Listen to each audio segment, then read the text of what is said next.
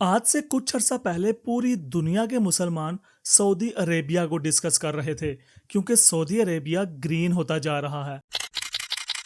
लेकिन सऊदीया की ग्रीनरी मुसलमानों के लिए इतनी ज्यादा इम्पोर्टेंट क्यों है? उसकी रीजन है ये हदीस, आखिरी लम्हा उस वक्त तक नहीं आएगा जब तक अरब की जमीन दोबारा चरागाहों और दरियाओं में नहीं बदल जाती। अब इस हदीस के अकॉर्डिंग हम अरब को ग्रीन होता तो देख रहे हैं, लेकिन यहाँ लफ्ज दोबारा भी बहुत इम्पोर्टेंट है। क्या अरब में कभी हरियाली भी हुआ करती थी? इस चीज को आगे डिस्कस करेंगे, लेकिन इस हदीस को जब सोशल मीडिया पे डिस्कस किया जाने लगा तब बहुत सारे लोग ऐसे भी सामने आए जो कह रहे थे कि ये ग्रीनरी हर साल कुछ टाइम के लिए तेज बारिशों की वजह से आती है, और कुछ का तो ये भी कहना था कि क्लाइमेट चेंज की वजह से सऊदीया ग्रीन हो रहा है और ये सब बिल्कुल नॉर्मल है। लेकिन मुझे ऐसा नहीं लगता, क्योंकि सऊदीया में हर 2 से 3 सालों में ऐसी तेज बारिशें होती हैं और कुछ देर के लिए पहाड़ों पे ग्रीनरी भी होती थी, लेकिन अब ये नॉर्मल नहीं है और ना ही सऊदी अरेबिया नेचुरली ग्रीन हो रहा है। बल्कि सच तो ये है कि Saudi government billion of dollars लगा रही है सऊदीया को ग्रीन करने के लिए, क्योंकि अगर सऊदीया ऐसा नहीं करता तो शायद एक वक्त पे पूरा सऊदीया ही रेगिस्तान बन जाएगा। जी हाँ, आज के टाइम पे पूरी दुनिया को सबसे बड़ा खतरा वर्ल्ड वार 3 से नहीं बल्कि क्लाइमेट चेंज से है। ग्लोबल वार्मिंग की वजह से हर साल अर्थ का टेम्परेचर 0.02 डिग्री सेल्सियस बढ़ता जा रहा है। ये सुनने में बहुत ही छोटा नंबर है, पर इसका इफेक्ट बहुत ही बड़ा होता है। एक छोटी सी एग्जांपल से आपको समझाता हूँ। ग्लोबल वार्मिंग इतनी ज्यादा बढ़ चुकी है कि सहारा डेजर्ट हर साल 0.8 किलोमीटर एक्सपैंड करता जा रहा है, और गोबी डेजर्ट जो चाइना से मंगोलिया तक फैला हुआ है वो हर साल 5000 स्क्वायर किलोमीटर फैलकर फर्टाइल लैंड को बर्बाद करता जा रहा है। इस प्रोसेस को डिजर्टिफिकेशन कहते हैं, और एक्सपर्ट्स का मानना है कि अगर डिजर्टिफिकेशन इसी स्पीड से बढ़ती रही तो 2050 तक जमीन का 25% हिस्सा बिल्कुल एक बंजर जमीन की तरह हो जाएगा और 2100 तक 50%। अब ये चीज सुनने में जितनी खतरनाक लग रही है इतनी अब रही नहीं, क्योंकि सऊदीया पूरे मिडिल ईस्ट के साथ मिलकर इस डिजर्टिफिकेशन को रोकने में लग चुका है। और सऊदीया सिर्फ डिजर्टिफिकेशन को ही नहीं रोक रहा, बल्कि इस बढ़ते हुए रेगिस्तान के बीचों बीच फार्म लैंड्स भी बनाता जा रहा है। ये सारी ग्रीनरी जो आप देख रहे हैं ये सऊदी गवर्नमेंट की बहुत लंबी प्लानिंग और बहुत सारे एक्सपेरिमेंट्स का रिजल्ट है। ये सब चीजें जो हमारी कंट्री के पास नेचुरली अवेलेबल हैं, इनको हासिल करने के लिए सऊदीया कैसे और किस लेवल पे काम कर रहा है, ये सब जानकर आपको बहुत हैरानगी होगी और बहुत सारी इंफॉर्मेशन भी मिलेगी। इसलिए वीडियो को एंड तक देखिएगा। أنا أعتقد أن أوروبا الجديدة هي الشرق الأوسط.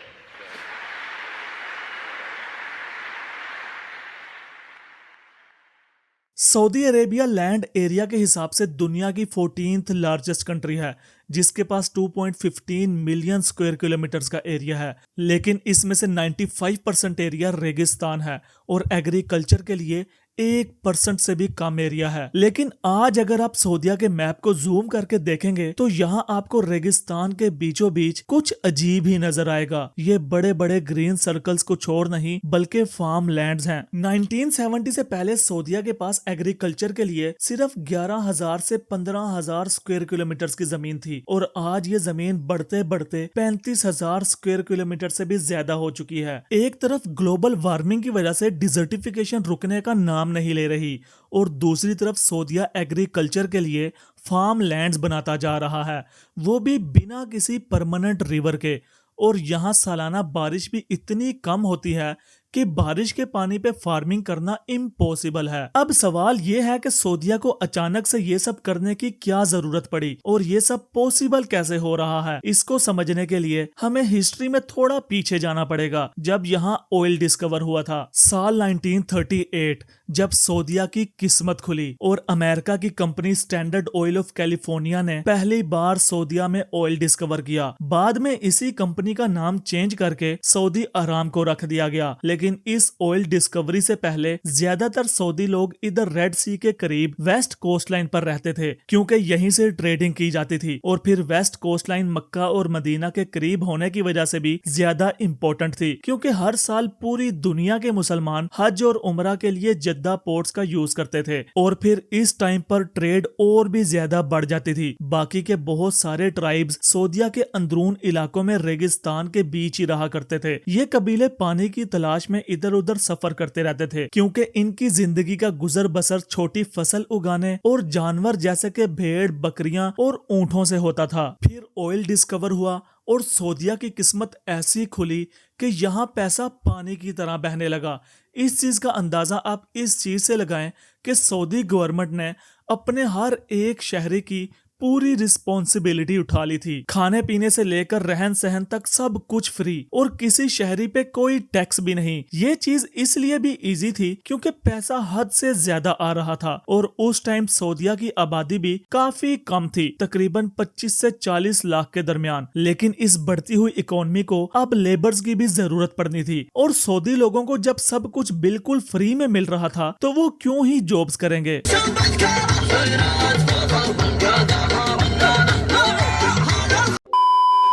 इस प्रॉब्लम को सॉल्व करने के लिए सऊदीया ने पाकिस्तान, इंडिया, बांग्लादेश और ऐसी बहुत सारी कंट्रीज में लोगों को वीजे दिए और वो यहाँ आकर इस जॉब वाले गैप को पूरा करने लगे। एक तरफ सऊदीया की इकोनॉमी बढ़ती जा रही थी और दूसरी तरफ सऊदीया की पॉपुलेशन भी बहुत तेजी से बढ़ रही थी। जिन जगहों पर ऑयल निकला था वहाँ इर्द गिर्द शहर आबाद होते गए। देखते ही देखते सऊदीया दुनिया का सबसे बड़ा ऑयल एक्सपोर्टर बन गया। ऑयल से पैसा इतना ज्यादा आ रहा था कि सऊदी गवर्नमेंट अपनी जरूरत की हर एक चीज बाहर से इंपोर्ट कर रही थी, यहाँ तक कि पानी भी। पॉपुलेशन ज्यादा होने की वजह से पानी की किल्लत हद से ज्यादा बढ़ गई थी। फिर सऊदीया ने 1950 से 1960 के दरमियान अंडरग्राउंड वाटर को ढूंढना शुरू कर दिया और लकीली उनको बहुत सारा पानी भी मिला। लकीली मैंने इसलिए बोला क्योंकि पानी सिर्फ माउंटेन्स के करीब नहीं मिला था, बल्कि दुनिया की सबसे बड़ी कंटिन्यूस डेजर्ट रूबल खाली, जिसे एम्प्टी क्वार्टर भी कहा जाता है, इनको वहां भी पानी मिला। अब यहाँ से आपको इस चीज का भी अंदाजा होगा कि किसी भी कंट्री के लिए एक विजनरी लीडरशिप होना कितनी इंपॉर्टेंट है। दरअसल सऊदीया ने जो अंडरग्राउंड वाटर रिजर्व्स डिस्कवर किए थे ये सारा फॉसिल वाटर था। मतलब आज से हजारों या लाखों साल पहले जो जमीन आज रेगिस्तान की तरह दिखती है, इस सारी जगह पे हरियाली हुआ करती थी। यहाँ बड़ी बड़ी नहरें बहती थी जिनकी वजह से ये पानी जमीन में आज तक स्टोर था। वीडियो की स्टार्टिंग में मैंने एक सवाल किया था कि क्या अरब में कभी हरियाली भी हुआ करती थी, तो इसका प्रूफ आज से 10 साल पहले 2014 में ही मिल चुका था, जब ऑक्सफोर्ड यूनिवर्सिटी के कुछ आर्कियोलॉजिस्ट को अपनी रिसर्च के दौरान सऊदीया की नाफूर डेजर्ट से 3,25,000 साल पुराने हाथी के दांत मिले। इस प्रोजेक्ट के लीडर प्रोफेसर माइक ने कहा कि वो सैटेलाइट टेक्नोलॉजी का यूज करके अरेबियन डेजर्ट को ऑब्जर्व करने के बाद ये यकीन से कह सकते हैं कि यहाँ 7,000 से भी ज्यादा ड्राई लेक्स हैं और इनमें ज्यादातर लेक्स सिर्फ सऊदी अरेबिया में है। खैर 1960 में सऊदीया को जब ये फॉसिल वाटर मिला तो उनका फर्स्ट गोल ये था कि इस पानी से एग्रीकल्चर करके अपने लोगों की फूड नीड्स को पूरा किया जाए, ताकि कम से कम जो फूड बाहर से इंपोर्ट करना पड़ता है वो ना करना पड़े। लेकिन 1980 से 1990 के दरमियान सऊदीया ने इतनी वीट प्रोड्यूस की कि पूरे मिडिल ईस्ट में सबसे बड़ी कंट्री बन गई थी वीट प्रोड्यूस और एक्सपोर्ट करने में, और इवन के पूरी दुनिया में 6th largest wheat exporter country बन चुका था सऊदीया। इस चीज का अंदाजा सऊदीया को 1990 के बाद हुआ कि ये फॉसिल वाटर 70% से भी ज्यादा इस्तेमाल कर चुके हैं। अब सऊदीया में कोई परमानेंट रिवर भी नहीं है और ना ही बारिश इतनी होती है कि जिस स्पीड से पानी इस्तेमाल हो रहा है उसी स्पीड से पानी वापस रिफिल भी हो सके। इसलिए सऊदीया ने वीट प्रोडक्शन भी कम कर दी और बाकी राइस जैसी फसल भी लगाना बंद कर दी, जिसपे बहुत ज्यादा पानी लगता था। सऊदीया ने वीट प्रोडक्शन जब बहुत ज्यादा बढ़ा दी थी, एक्सपर्ट्स ने तब ही वार्न कर दिया था कि अगर इसी तरह पानी को इस्तेमाल किया जाता रहा तो अगले 30 से 40 सालों में पानी बिल्कुल खत्म हो जाएगा। पर यहाँ मसला सिर्फ पानी खत्म होने का नहीं है, बल्कि सऊदीया के लिए इससे भी बड़ा खतरा उसका ऑयल खत्म होने का है। अकॉर्डिंग टू सम रिपोर्ट्स सऊदीया में 266 बिलियन बैरल्स ऑयल बचा है और सऊदीया की daily oil production 10 million barrels है, जिसमें से 6.5 मिलियन बैरल्स के करीब ऑयल एक्सपोर्ट होता है और 3.5 मिलियन बैरल्स कंट्री में ही यूज होता है। अगर इसी तरह चलता रहा तो अगले 70 साल में सऊदीया के पास ऑयल बिल्कुल खत्म हो जाएगा और अगर सऊदीया आज ऑयल एक्सपोर्ट करना छोड़ दे तो ये आराम से अगले 240 से 50 साल ऑयल पे गुजार सकता है। पर यहाँ मसला ये है कि सऊदीया की जीडीपी का 40 से 50% हिस्सा इस ऑयल से आता है और ये सऊदीया के लिए एक बड़ी प्रॉब्लम है। आज जो आप सऊदीया में इतनी ग्रीनरी देख रहे हैं इसके पीछे की मेन रीजंस यही प्रॉब्लम्स हैं। इन्हीं प्रॉब्लम से निकलने के लिए सऊदीया ने 2016 में विजन 2030 स्टार्ट किया था और इस विजन का असल मकसद यही था कि सऊदीया को एक टूरिस्ट कंट्री बनाना है ताकि ऑयल की डिपेंडेंसी से निकला जा सके। ये चीज शायद सऊदी गवर्नमेंट को थोड़ी देर से समझ आई, लेकिन यहाँ मैं आपको बताना चाहूंगा एक विजनरी लीडर शेख राशिद की ऐसी बात जिसकी वजह से आपको दुबई ऐसा देखने को मिलता है। 1966 में जब दुबई में ऑयल डिस्कवर हुआ था तो शेख राशिद ने उस ऑयल से आने वाला सारा पैसा इंफ्रास्ट्रक्चर पे लगाने का सोच लिया था और साथ ये बात बोली थी, मेरे दादा ऊंट की सवारी करते थे, मेरा बाप ऊंट की सवारी करता था, मैं मर्सिडीज चलाता हूँ, मेरा बेटा लैंड रोवर चलाता है, लेकिन उसका बेटा फिर से ऊंट की सवारी करेगा। इसी सोच की वजह से दुबई की जीडीपी का सिर्फ 1% हिस्सा इस ऑयल से आता है और सऊदी गवर्नमेंट भी कुछ ऐसा ही करना चाहती है, लेकिन इसके साथ साथ कंट्री में बहुत सारी ग्रीनरी भी लाना चाहती है। पर सवाल अभी भी वही है कि सऊदीया के पास इतना पानी आएगा कहां से, क्योंकि सऊदीया ने 2022 में सिर्फ पीने के लिए 26 मिलियन डॉलर्स का बोतल वाटर इंपोर्ट किया है। फिर एग्रीकल्चर के लिए पानी कहां से आएगा? दरअसल सऊदीया के पास बेशक बहुत सारा फॉसिल वाटर अभी भी मौजूद है, पर डिसैलिनेशन से पानी बनाने वाली सबसे बड़ी कंट्री आज सऊदी अरब है। हर रोज तकरीबन 3.3 मिलियन क्यूबिक मीटर से भी ज्यादा समुद्री पानी को फ्रेश वाटर में कन्वर्ट किया जाता है और ये सारा पानी एग्रीकल्चर के लिए इस्तेमाल किया जा रहा है। सऊदीया के फार्म लैंड्स को अगर देखा जाए तो ये सर्कुलर शेप में बनाए गए हैं। इसके पीछे की मेन रीजन ये है कि यहाँ centre pivot irrigation system use होता है। हमारी कंट्रीज में ज्यादा फ्लड इरिगेशन सिस्टम यूज होता है, जिसकी वजह से बहुत सारा पानी जमीन अब्सॉर्ब कर जाती है और काफी एवेपोरेट हो जाता है, लेकिन सेंटर पिवट इरिगेशन सिस्टम में ऐसा नहीं होता। इस सिस्टम में 90% पानी की बचत हो जाती है, क्योंकि फसल को जितनी जरूरत होती है सिर्फ उतना ही पानी प्रोवाइड किया जाता है। इस पूरे इरिगेशन सिस्टम को आराम से फार्मर्स एक जगह पर खड़े होकर कंट्रोल कर लेते हैं। ये खुद इसकी डायरेक्शन चेंज करते हैं और ये बड़ा सा पाइप व्हील्स के जरिए पूरे फार्म लैंड तक पानी प्रोवाइड कर देता है। इसी वजह से ये फार्म लैंड्स दिन ब दिन बढ़ते ही जा रहे हैं। पर इश्यू ये है कि centre pivot irrigation system underground water reserves पे डिपेंडेंट होता है और डिसैलिनेशन से पानी बनाना सऊदीया के लिए अभी आसान है, क्योंकि सऊदीया के पास पैसे के साथ साथ बहुत सारा ऑयल भी है, पर ये ऑयल ज्यादा देर नहीं रहने वाला। इन मसलों से ही निकलने के लिए 2016 में सऊदीया ने कुछ ऐसे प्रोजेक्ट्स शुरू किए हैं जिनका रिजल्ट आज पूरी दुनिया देख रही है। ये जो पहाड़ों की हरियाली को पूरे सोशल मीडिया पे डिस्कस किया जा रहा है, यहाँ सऊदी गवर्नमेंट ने एक एक्सपेरिमेंट किया था जो कामयाब हो चुका है। दरअसल सऊदीया में ज्यादातर बारिश रेड सी के करीब इन पहाड़ों पर ही होती है, पर मसला ये था कि ये सारा पानी फ्लैश फ्लड्स की शक्ल में वापस रेड सी में चला जाता था। पर सऊदीया ने यहाँ अल बायदा प्रोजेक्ट स्टार्ट किया था। इस प्रोजेक्ट में बारिश के पानी को इन पहाड़ों के बीच ही रोकने की कोशिश की जा रही है। पहाड़ों पर बहुत सारे डैम्स और टेरेसेस बनाकर पानी को रोकने की कोशिश की गई है और फिर यहाँ बहुत सारे नेटिव प्लांट्स भी लगाए गए जो हार्श वेदर कंडीशन में सर्वाइव कर सकें। जो पानी पहले बहुत तेजी से बह जाता था वो अब डैम्स और टेरेसेस के जरिए स्लो किया गया है।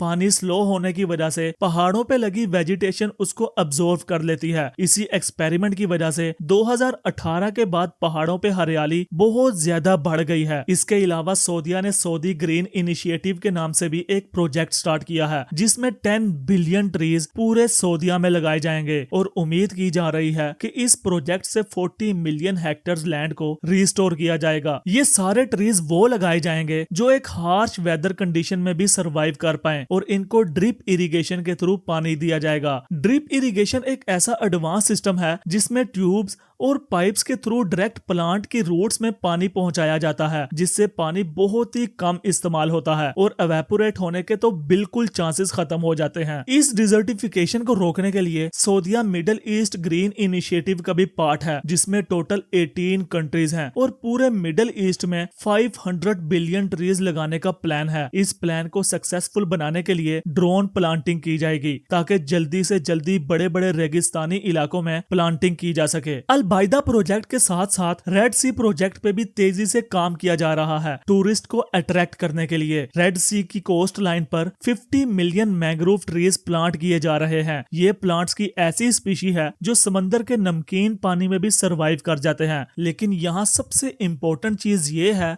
कि सऊदीया रेगिस्तान को हरा भरा कैसे बनाएगा। इसके लिए रिसर्चर्स ने सऊदीया के रेगिस्तान में बारिश बरसाने की एक न्यू टेक्निक ढूंढ निकाली है और इस टेक्निक में सोलर पैनल्स का इस्तेमाल किया जाएगा। दरअसल रेड सी हर साल तकरीबन 0.7 टेराटन पानी एवेपोरेशन के जरिए लॉस करता है और ये सारा एवेपोरेटेड पानी लैंड एरिया में बरसने की जगह इंडियन ओशन में चला जाता है। अब सऊदीया इस एवेपोरेटेड पानी को रोकने के लिए बहुत बड़े बड़े सोलर और विंड फार्म्स लगा रहा है। होता कुछ यूं है कि सूरज की किरणें सोलर पैनल से रिफ्लेक्ट होकर एटमॉस्फेयर को गर्म करती हैं, फिर टेम्परेचर डिफरेंस की वजह से प्रेशर क्रिएट होता है और समंदर की ठंडी हवाएं बहुत सारी भाप लेकर सोलर पैनल्स की तरफ आने लगती हैं। यहाँ गर्मी ज्यादा होने की वजह से ये हवाएं ऊपर की तरफ उठती हैं और भाप बादलों में कन्वर्ट होकर लैंड एरिया में बारिश की शक्ल में बरसेगी। अगर ये बादल बारिश बरसाने के काबिल ना हुए तो इनमें क्लाउड सीडिंग की जाएगी, जिससे रेगिस्तान में बारिश बरसेगी। इस बारिश से